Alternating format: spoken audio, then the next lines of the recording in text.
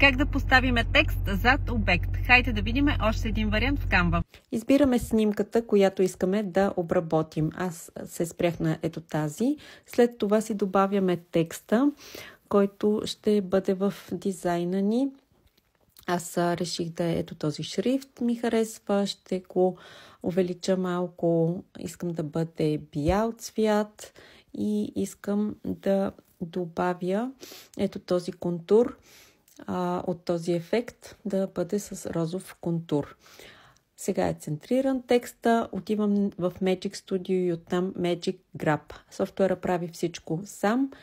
Ние само трябва да изчакаме и ето тук вече може да размествате. Важното е да отидете в Layers и да проверите дали обекта ви е най-отгоре.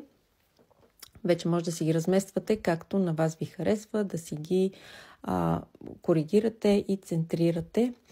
Ами това е, толкова е лесно.